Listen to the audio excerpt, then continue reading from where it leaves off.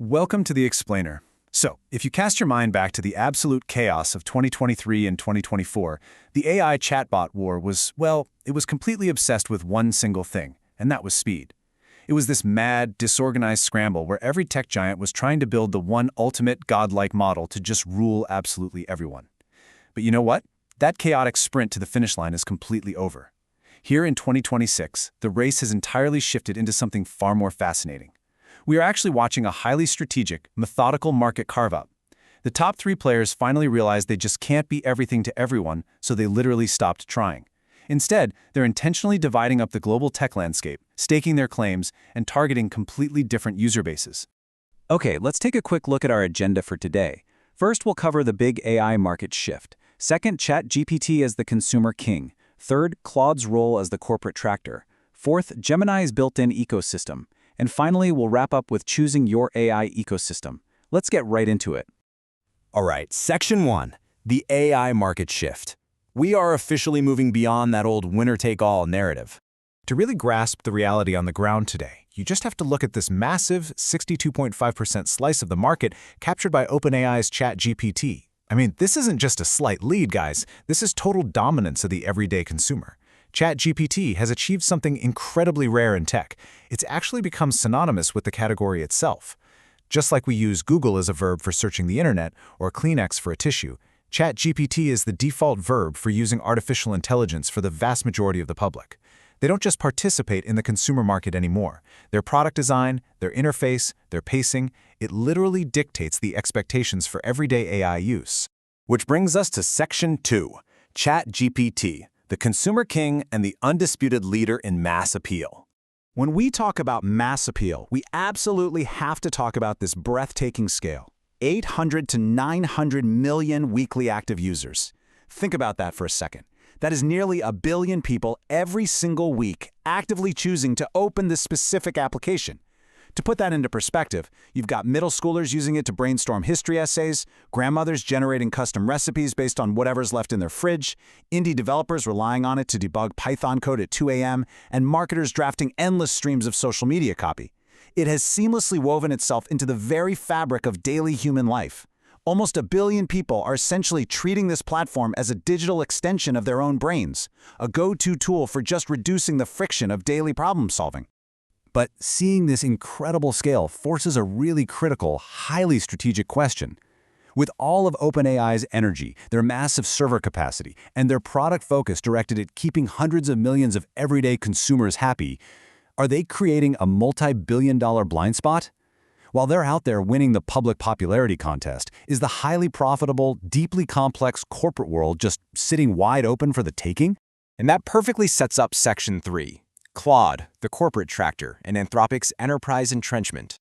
So while the media was completely fixated on consumer user counts, Anthropic, the makers of Claude, they quietly executed a completely different playbook.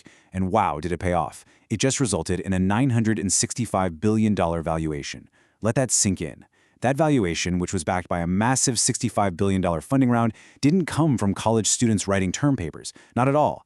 It came because Anthropic reached a staggering $30 billion run rate revenue by becoming the invisible backbone of the corporate world. Imagine a massive Wall Street bank, right? They need to securely parse, analyze, and cross-reference 10,000 pages of complex compliance documents overnight, and they have to do it without leaking a single byte of sensitive data to the public internet. They don't use a consumer app for that. They use a highly secure, deeply integrated API locked directly into their internal servers. Anthropic saw that enterprise opening. They completely skipped the popularity contest and entrenched themselves entirely where the heaviest capital flows. I really love this quote. If ChatGPT is the flashy sports car, Claude has become the heavy-duty tractor quietly powering the corporate farm. It's just a brilliant metaphor because it perfectly explains B2B economics. Sports cars are sexy, they're highly visible, and everyone wants to be seen driving one. But tractors? Tractors aren't flashy at all. They are loud, complex, industrial machines. Yet they are the million-dollar engines that actually keep the economy from starving. By focusing on enormous context windows, strict data privacy, and super reliable reasoning, Claude built the tractor. They're doing the unglamorous, heavy-duty lifting for major corporations, proving that at the end of the day, utility and security will always beat flashiness when billions of enterprise dollars are on the line. Which brings us to a really fascinating clash of strategies. How exactly does Claude's highly intentional, deeply targeted enterprise strategy contrasts with a competitor who manages to win simply through default reach. Let's dive into that in Section 4, the built-in ecosystem and Google's default distribution shortcut. Now, Google's Gemini rapidly hit 750 million monthly users.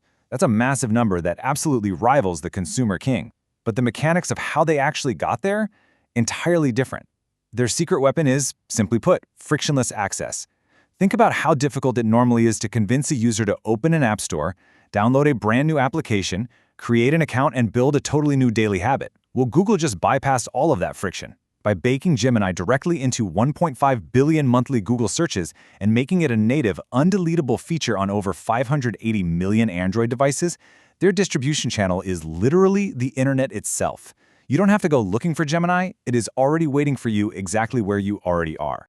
But seeing this massive scale, we have to ask a pretty tough question about user behavior. Is this actual, hard-won user loyalty? Or are billions of people just sort of stumbling into Gemini because it happens to be baked right into their phones and their search bars? The reality is behavioral inertia is quite often the strongest business moat in existence. Stumbling into a feature because it's the default option is exactly how tech empires maintain their grip across decades. Which brings us to our final part, Section 5, choosing your AI ecosystem. The reality of the 2026 AI landscape. So here we are. This is the ultimate takeaway of how the digital world has been successfully carved up. It is no longer a zero-sum game where one company crushes the others. OpenAI won the consumer's heart, becoming the beloved, default utility for daily life. Anthropic won the corporation's wallet, quietly dominating the invisible, highly lucrative world of enterprise workflows. And Google? Well, they won the infrastructure, leveraging their massive, pre-existing ecosystem to ensure Gemini is just a fundamental layer of the internet itself. These titans aren't actually fighting to the death anymore. They're reigning supreme over their own distinct, unassailable domains. The whole war to be the first is history. The market has officially divided the world. So as these incredibly powerful tools continue to entrench themselves deeper and deeper into our personal and professional lives, the only question really left to answer is this: which ecosystem do you live in? Thanks so much for joining me for this explainer. I really hope this provided a clear, actionable map of exactly where the AI landscape stands today.